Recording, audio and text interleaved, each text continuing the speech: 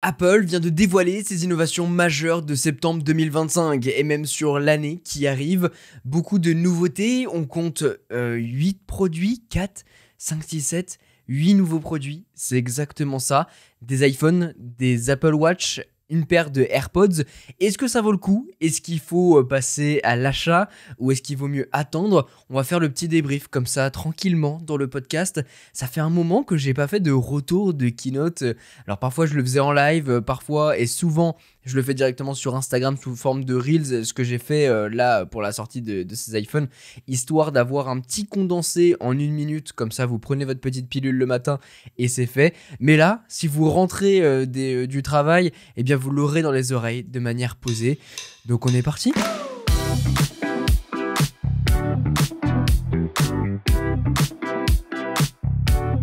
Hello, c'est Quentin et bienvenue sur Bubble, le rendez-vous incontournable pour les amoureux de nouvelles technologies et du design. Je suis ravi de vous retrouver en cette rentrée pour parler Apple, pour parler Keynote, pour parler nouveautés. C'est un truc que j'adore. Je pense que j'ai aussi un petit côté matérialiste en ce sens-là parce que dès qu'il y a des nouveaux produits, je suis hyper excité. Alors ça fait partie aussi du fait que j'ai développé ma passion pour le domaine tech et dès qu'il y a des nouveaux produits, peu importe le secteur, il y a des trucs où même sur l'appareil photo, sur les voitures, dès qu'il y a une nouveauté qui sort, ouah, je suis trop excité, trop emballé, je veux le tester, je veux le toucher, je veux voir ce que ça donne.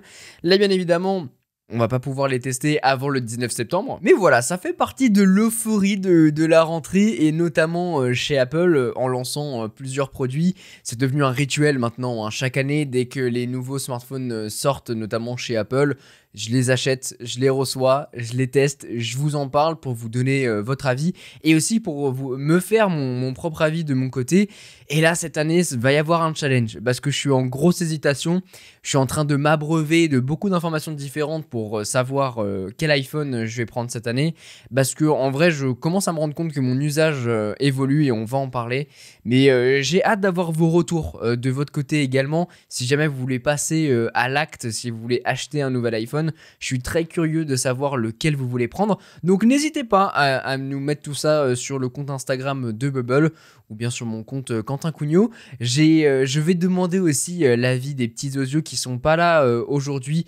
On est en pleine restructuration entre guillemets, c'est-à-dire que nos emplois du temps sont complètement contrebalancés. Donc à un moment il y en a un qui part, l'autre qui revient, etc. Et il y a des petits coups de maladie à gauche à droite. Donc vous inquiétez pas, le trio va se reformer d'ici début octobre je pense. Mais les épisodes avancent bien et se composent bien et on est ultra motivé à continuer. Donc ça, vous inquiétez pas là-dessus. Ce keynote de septembre 2025 qui s'appelait le Out Dropping, je crois que c'est comme ça qu'ils avaient nommé la conférence. Il y a eu pas mal de bonnes choses, pas mal de trucs cool. On sent qu'Apple est dans une sorte de transition. Ils veulent faire quelque chose d'unique, essayer de créer une scission avec ce qui a été fait auparavant. On le voit notamment avec le design des iPhone 17 Pro. On va rentrer directement dans le vif du sujet, comme ça au moins vous savez de ce qu'il en est. Il y a 4 nouveaux modèles d'iPhone cette année, l'iPhone 17, l'iPhone 17 Pro, l'iPhone 17 Pro Max et le tout nouvel iPhone Air, iPhone 17 Air. Il est appelé uniquement iPhone Air, comme l'iPad Air l'était à l'époque, comme le MacBook Air l'est en ce moment. Donc bref, voilà, pour ces 4 nouveaux modèles, 4 variantes différentes, et on sent qu'Apple a une vraie volonté de créer une scission, une séparation entre le avant et après. Et là où ils sont très forts, c'est qu'avec la découverte de ces nouveaux modèles, je trouve que nos produits actuels, donc je sais pas quel iPhone vous avez dans la poche ou quel smartphone vous avez dans la poche, mais par exemple de mon côté avec mon 16 Pro qui a à peine un an, j'ai l'impression qu'il a déjà pris un coup de vieux, mais de dingue.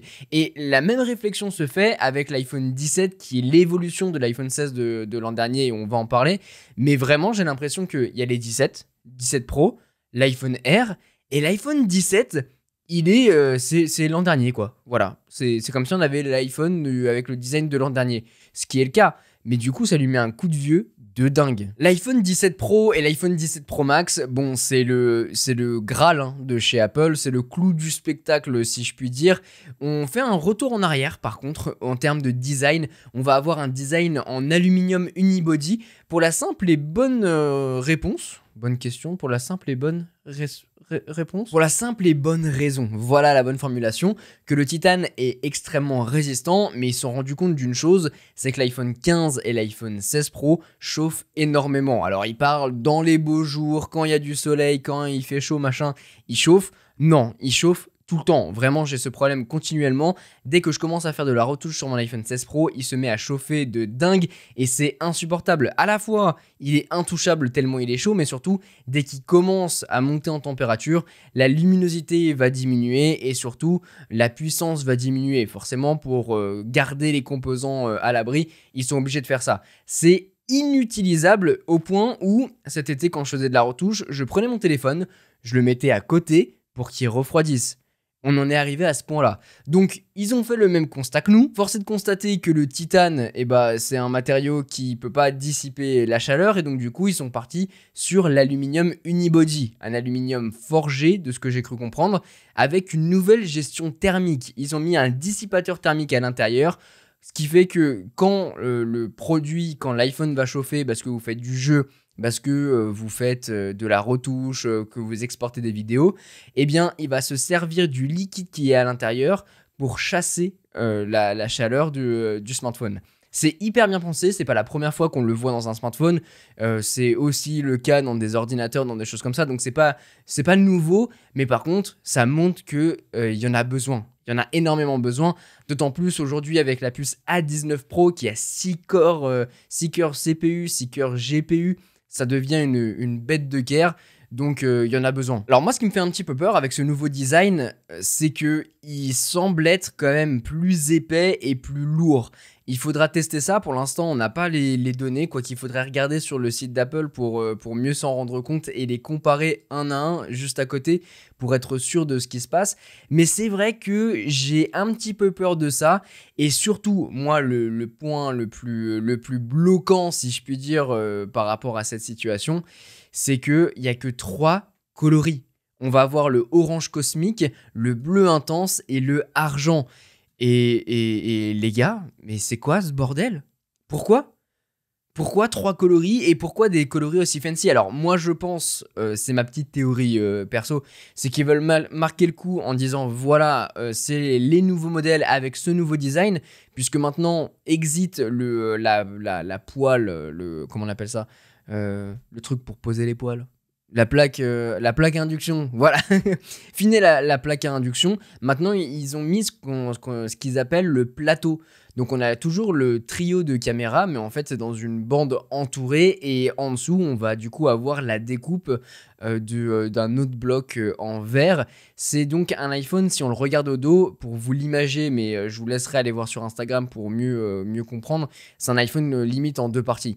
Et du coup, je pense qu'en introduisant ce nouveau design, ils veulent taper fort avec des coloris forts, dont le orange cosmique, qui peut-être se vendra le mieux, mais franchement, j'hésite. Mais surtout, il n'y a pas de coloris noir. Je trouve ça dingue de ne pas en mettre, sachant que quand même, tu mets un silver, la moindre des choses, c'est de mettre un coloris noir, histoire d'avoir, d'avoir une concordance. Pour ce qui est des dimensions et du poids, j'ai ça sous les yeux. L'iPhone 17 Pro fait 8,75 mm d'épaisseur contre 8,25 mm d'épaisseur sur le 16 Pro. Donc il sera un petit peu plus épais et un peu plus lourd, mais c'est 5 grammes de différence. Donc je suis pas sûr qu'on s'en rendra réellement compte. Pour le coup, c'est une bonne nouvelle. Cet aluminium anodisé, dispo en 3 coloris, est couvert par du Ceramic Shield. Le Ceramic Shield 1 et le 2, notamment à l'avant pour mieux gérer les résistances, il serait 4 fois plus résistant même au dos, donc ça il faudra le tester, mais d'après les publicités Apple qu'ils nous ont mis pendant l'événement, ça avait l'air d'être un iPhone qui résiste à toutes les intempéries. Donc ça, ça il faudra voir, parce que entre la publicité et la réalité, ou quand tu prends les 2 téléphones, tu fais une rayure à cause du capteur, je suis plus trop sûr de tout ça. En revanche, ce qui va changer, c'est que c'est un modèle pro qui devient extrêmement pro grâce à tout le reste, à savoir la capacité photo, vidéo et sa batterie. Il a une batterie qui a été agrandie et d'autant plus aux États-Unis où on va pouvoir acheter ce téléphone en eSIM exclusivement. Donc on enlève le tiroir de carte SIM, ce qui permet d'agrandir la batterie. En France et en Europe de manière générale, on n'aura pas cette possibilité malheureusement. Donc si vous voyagez, c'est peut-être le bon moment pour acheter un iPhone et profiter d'une plus grande batterie. Franchement, je trouve ça dommage, sachant que sur l'iPhone Air, ils vont, quoi qu'il en soit, exiter la carte SIM, si je peux le dire comme ça. Ils vont l'enlever, tu seras obligé de passer par une eSIM. A priori, Orange serait déjà sur le coup, d'après ce que nous a montré Apple. Donc ça, j'ai bien envie de les appeler quand même pour le au cas où. Mais ça, vous comprendrez un petit peu pourquoi après. Donc on va avoir une nouvelle architecture en termes de caméra, ce qui nous fait vraiment avoir un step-up par rapport aux versions d'avant. Déjà, on va avoir sur les 3 modèles d'iPhone la caméra frontale Center Stage, ce qu'on pouvait retrouver par exemple sur les Mac pour nous suivre quand on se déplace dans un FaceTime. On le retrouve aussi sur cette caméra pour être sûr d'être toujours centré, mais surtout on va avoir un capteur qui cette fois-ci est carré, ce qui nous permettra grâce à ce capteur carré et à ce center stage de pouvoir être à la fois tout le temps au milieu de l'image, mais surtout de pouvoir via la caméra frontale passer en mode portrait ou en mode paysage sans avoir à faire de rotation de son iPhone. Franchement, c'est trop malin. J'ai trop hâte de tester, voir ce que ça donne, sachant que c'est une caméra 18 mégapixels, donc on passe un stade. Et il était temps que cette caméra soit quand même améliorée. Les 3 capteurs au dos évoluent eux aussi pour passer sur du 48 mégapixels sur les 3. Là aussi, c'est une super nouvelle. La caméra principale, 48 mégapixels. Le capteur téléphoto est lui aussi en 48 mégapixels, ce qui permet de faire un zoom 4 fois, mais aussi un zoom 8 fois, un équivalent 200 mm en 12 mégapixels cette fois-ci. Mais donc, ça veut dire qu'on peut passer de la macro au mode ultra grand angle, au mode 200 mm. Apple parle de 8 objectifs pro dans sa poche, du coup de la macro au 200 mm. C'est quand même assez fou. La palette créative qui nous est offerte là, c'est dingue, sachant qu'on a aussi l'ultra grand angle du coup en 48 mégapixels. Ils ont tapé fort et c'est pas tout. En vidéo, on a toujours le 4K 120 fps en Dolby Vision HDR. Ils ont ajouté beaucoup de possibilités comme le ProRes RAW, un codec qui est l'un des plus utilisés en production pour avoir la meilleure qualité, et aussi le Genlock qui permet de faire de la synchronisation vidéo en utilisant par exemple plusieurs iPhones, des choses comme ça. Donc ça a été intégré sur l'iPhone, vous montrant à quel point l'iPhone 17 et l'iPhone 17 Pro et l'iPhone 17 Pro Max sont vraiment dédiés à des professionnels, ceux qui vont l'utiliser pour faire de la photo et de la vidéo pro. D'ailleurs même plus pour la vidéo pro que pour la photo pro, même si bon en fait ça va nous permettre de faire plus de choses. Mais un photographe va toujours shooter avec un appareil photo, à mon sens. Et pour accentuer tout ça d'ailleurs, il sera aussi dispo en 2 Tera de stockage. Ce qui est assez fou, voilà, 6,3, 6,9 pouces. Pour ce qui est des écrans, un écran toujours en Super Retina XDR et cette fois qui peut monter jusqu'à 3000 nits, ce qui aidera beaucoup aussi pour tourner par exemple à l'extérieur. Donc ouais, un iPhone 17 Pro qui devient de plus en plus pro, ce qui me fait penser aussi au fur et à mesure que est-ce que c'est toujours le bon modèle pour moi, honnêtement, parce que j'adore prendre des photos avec mon iPhone, vous l'avez vu, hein, je fais des packs de presets carrément dédiés à ça, tellement j'adore prendre des photos avec. Maintenant, avoir autant de possibilités, c'est chouette. Est-ce que j'en aurais réellement l'usage? Un 200 mm avec l'iPhone, honnêtement, c'est très rare. Le macro, en vrai, je m'en fous aussi. Le zoom x4, ok, mais je zoome rarement. En vrai, les 2 objectifs qui m'intéressent, c'est la caméra principale et l'ultra grand angle. Donc, 2 objectifs sur les autres. Et puis pour ce qui est des capacités vidéo, je filme quasiment jamais, honnêtement, avec mon iPhone. Et d'autant moins en ProRes Log ou ProRes RAW. Donc, est-ce qu'il est vraiment adapté à mon usage? Vraiment, je me pose la question. Et ce qui me fait encore plus poser la question, c'est l'arrivée de l'iPhone Air. L'iPhone Air, c'est, pour vous imaginer un petit peu tout ça, il est à mi-chemin entre l'iPhone 17 et l'iPhone 17 Pro. Il est vraiment en plein milieu. On n'a plus l'iPhone mini, qui a été sorti par l'iPhone Plus. L'iPhone Plus a été sorti et a introduit l'iPhone Air. Je pense que c'est pour introduire une nouvelle gamme, Clairement, c'est pour tester parce que ça fait plusieurs années qu'il y a des innovations incrémentales vis-à-vis de leurs processeurs. Cette fois-ci, ils sont passés aussi sur des nouveaux processeurs. On en parlait avec l'iPhone 16e, le C1, qui est un modem qui est plus efficient. Et bien cette fois, ils ont introduit le C1X 2 fois plus puissant. Ils ont aussi annoncé une nouvelle puce made in Apple, la N1, qui permet d'avoir le Wi-Fi 7, le Bluetooth 6, qui permet de gérer globalement la connectivité. Donc on arrive à une certaine maturité là-dedans, ce qui fait qu'ils ont introduit l'iPhone Air. L'iPhone Air qui est l'iPhone le plus fin jamais créé. On parle de 5,6 mm. C'est dingue, sachant que le Galaxy Edge qui vient d'être annoncé fait 5,8, donc 0,2 mm en plus. Il est même plus fin que l'iPhone 6 à l'époque. Il est aussi léger, 165 grammes, quand comparé avec les 204 grammes de l'iPhone 17 Pro, bon, ça ferait une grosse différence. Et en fait, ce qui est fou, c'est qu'on va aussi avoir le Super Retina XDR, un écran 6,5 pouces, donc un petit peu plus grand que l'iPhone 16 Pro actuel ou l'iPhone 17 Pro qui viendra, et l'iPhone 17 d'ailleurs. Mais on retrouve toujours les 3000 nits. On a cette fois-ci un châssis en titane pour faire à la fois rentrer tous les composants et surtout pour ne pas plier, pour être ultra résistant. Et puis la grosse différence, c'est ces 4 coloris. On a des coloris, si je puis dire, classiques, à savoir du noir, du blanc, du gold et du bleu. Il est extrêmement beau. Vraiment, je sais pas si vous avez eu l'occasion de le voir, mais je vous mettrai des photos sur Instagram. C'est un smartphone qui est absolument magnifique. Voilà, tout simplement, Apple a réussi à faire un coup d'éclat, si je puis dire, un coup de génie, un coup d'ingénierie complètement dingue avec ce smartphone.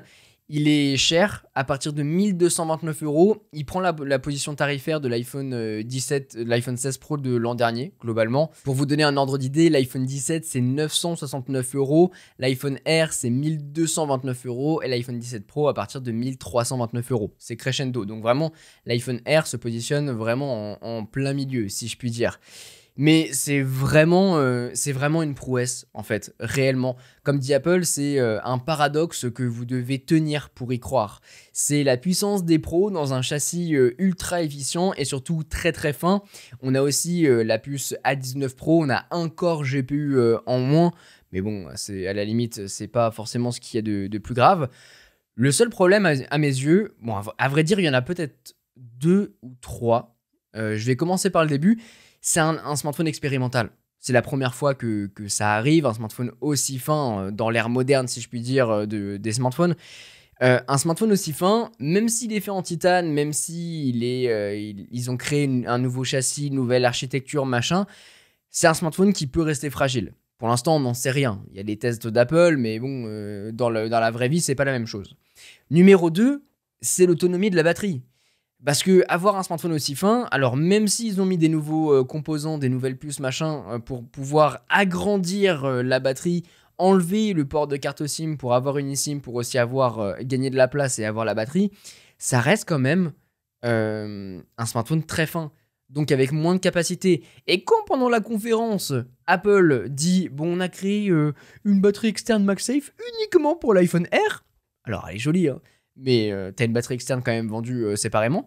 Et puis, grâce à iOS 26, on va avoir une nouvelle manière de pouvoir gérer l'utilisation de l'utilisateur, c'est-à-dire que à partir du moment où tu commences à moins avoir de batterie, et ben l'iPhone va gérer à ta place ce que, en fait, la puissance et l'énergie que tu utilises dans X ou Y application pour tenir jusqu'au bout de la journée. Il anticipe globalement pour toi, pour que vous puissiez tenir toute la journée. Donc, ça met quand même pas mal de warning par rapport à cette batterie, à cette autonomie. Apple dirait que c'est la même autonomie que l'iPhone 16 Pro qui aujourd'hui est, je vais pas dire cata, mais elle est pas terrible. Ouais, ça fait 1 an que j'utilise. Je peux vous dire que je termine parfois la journée, et d'autant plus avec la bêta d'iOS 6, en pagayant. Donc, c'est pas ce qu'il y a de plus efficient. Il faudra tester ça, bien évidemment, l'autonomie, et je vous en parlerai sur mes réseaux, sur ma chaîne YouTube notamment. Et puis, le 3e point bloquant, c'est sa caméra. On n'a qu'un seul module caméra. Alors, c'est un nouveau module de 48 mégapixels, un Fusion Camera System, qui est une sorte de tout-en-un, qui peut à la fois faire la caméra principale de 48 mégapixels et aussi un zoom x2 téléphoto. Sachant que par défaut, vous prendrez des photos de 24 mégapixels. Ce qui est chouette, mais par contre, on n'a pas d'ultra grand angle. Donc à la limite, moi le zoom, bon, je peux me rapprocher pour voir des trucs. Par contre, l'ultra grand angle, c'est trop dommage. Et franchement, j'ai peur que ça manque sur cet iPhone, sachant que si on met un petit peu moins d'argent, on a cet ultra grand angle avec quasiment les mêmes specs, allez, à quelque chose près pour l'iPhone 17, et pour une centaine d'euros, vous avez l'iPhone 17 Pro. Donc il y a vraiment une question qui se pose là-dessus. Après, on a toujours la caméra Center Stage sur la face avant, ça c'est chouette, et la possibilité, grâce à cette caméra Center Stage, mais c'est dispo sur l'iPhone Air et l'iPhone 17 Pro, de faire du dual capture, c'est-à-dire qu'on peut filmer à la fois sur la face avant et la face arrière et avoir notre réaction à un match, à un concert, à des choses comme ça, en étant toujours bien centré. C'est quelque chose qu'on avait vu à l'époque sur les smartphones Samsung, c'est désormais là, sur l'iPhone. Donc ils ont essayé de trouver des petites filouteries pour dire... Bon bah voilà, on vous propose quand même des fonctions sympas en logiciel, même si c'est un smartphone qui est quand même limité.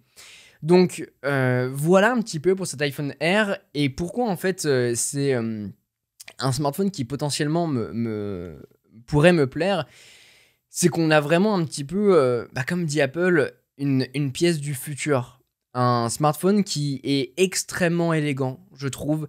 Il est vraiment réussi, que ce soit en termes de design, et surtout, c'est un smartphone qui est très minimaliste. Et quand je vous parlais de mon usage qui évolue ces derniers temps, je trouve que, vu que j'ai acheté un appareil Fuji, je prends plus de photos avec mon Fuji, donc j'ai peut-être moins besoin des capacités photo de mon iPhone de manière globale, en tout cas avec autant de diversité, je trouve.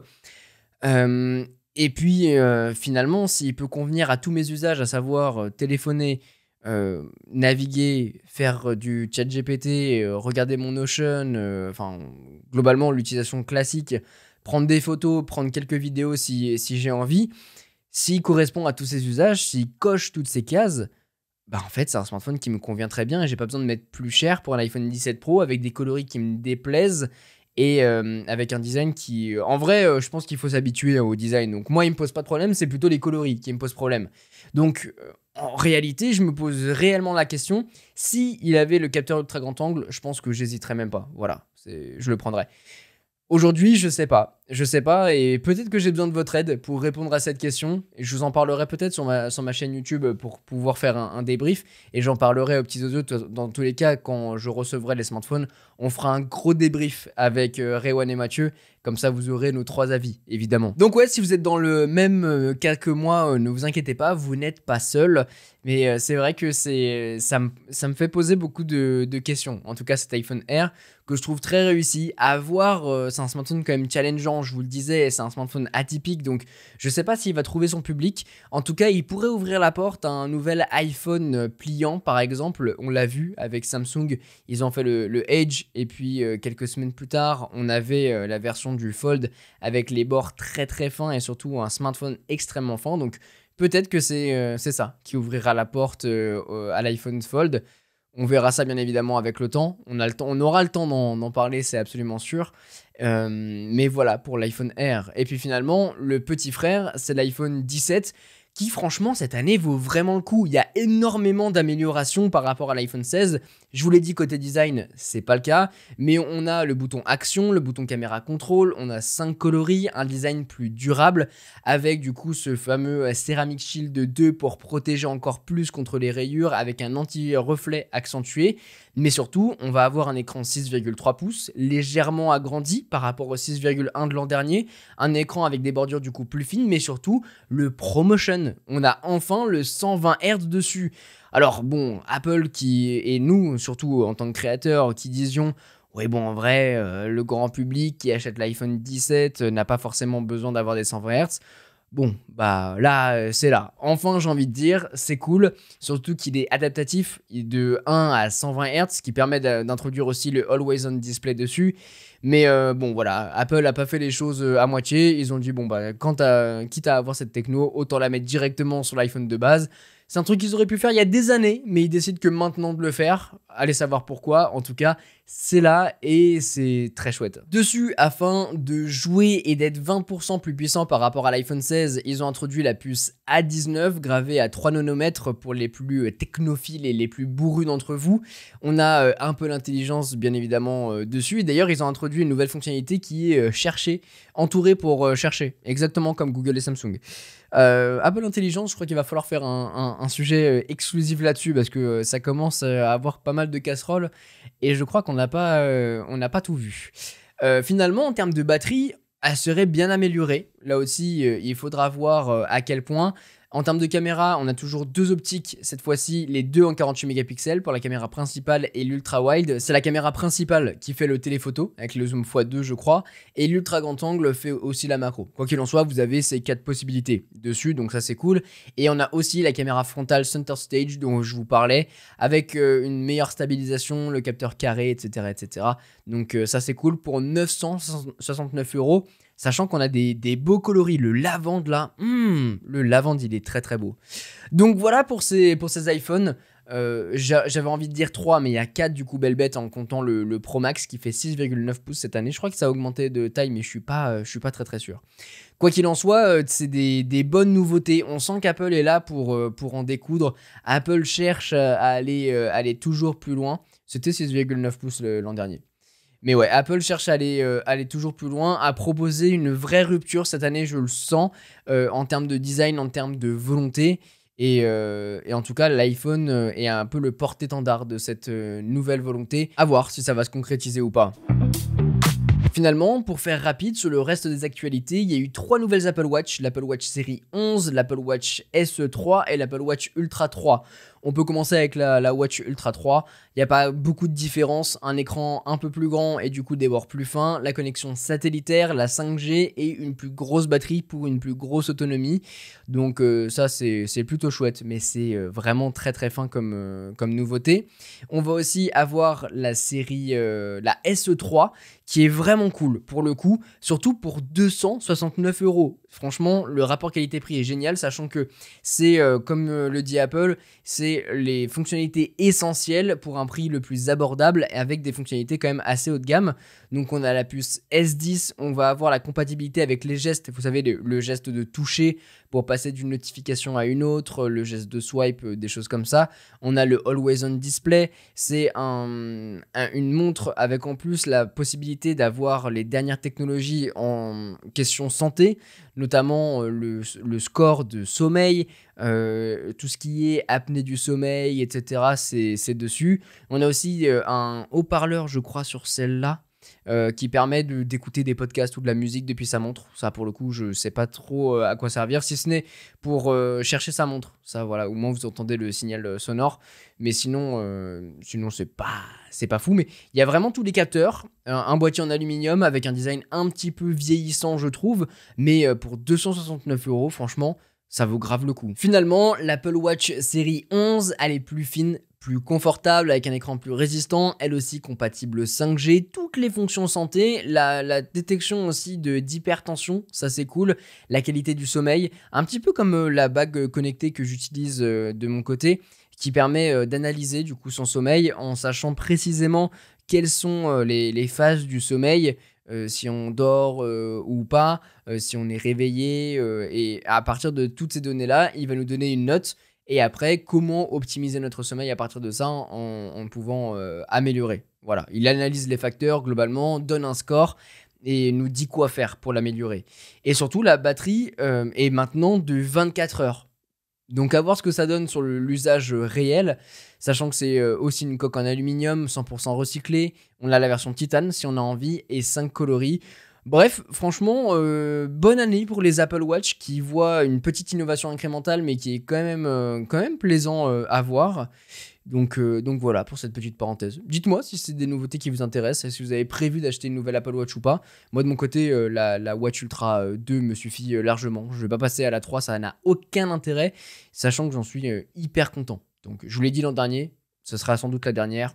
Pour l'instant, je suis conforme. Bon, je voulais quand même terminer avec le clou du spectacle, les AirPods Pro 3 qui sont moins chers que l'an dernier. Et oui, au lieu de coûter 279, Ils coûtent 249 € et surtout, ils ont vachement évolué. C'est un design plus petit, ils sont plus légers, ils vont correspondre à beaucoup plus de personnes parce qu'il a 5 tailles d'embouts différents et surtout, c'est des écouteurs plus légers donc ils rentrent mieux dans le conduit avec une forme un petit peu repensée pour justement mieux tenir dans nos oreilles. C'est un dispositif à la fois médical pour pouvoir tester notre audition, c'est à la fois un dispositif pour écouter, un outil pour écouter de la musique, des contenus, mais c'est aussi aujourd'hui le workout body, comme dit Apple, pour pouvoir s'entraîner avec ses AirPods. Bon, peut-être que vous le faisiez déjà, c'est-à-dire utiliser vos AirPods pendant que vous vous entraîniez à la salle de sport, pendant que vous couriez et tout ça.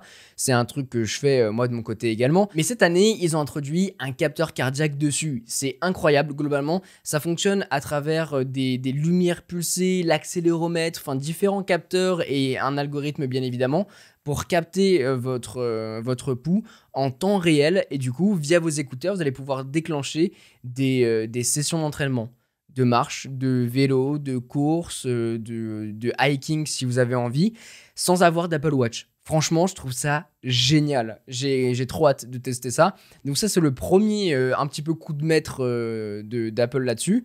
Et on a une batterie améliorée, 8 heures d'autonomie dessus. Et surtout, on a aussi le live translation, la traduction instantanée. Avec un geste, on peut le déclencher et on parle naturellement avec la personne. Donc moi, imaginons que je parle en français à un anglais. Je vais lui parler dans ma langue. L'iPhone va traduire ce que je suis en train de dire. La personne me répond et mes AirPods vont me traduire en temps réel. Ce qui a été dit.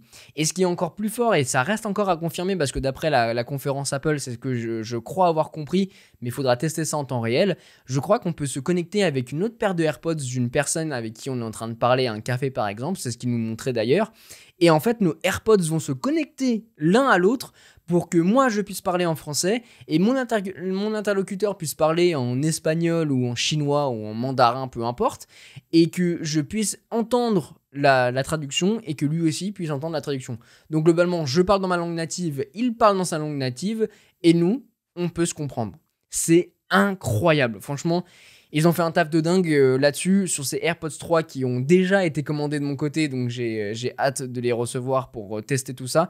Et surtout, il embarque une réduction de bruit active 2 fois plus puissante que la version 2.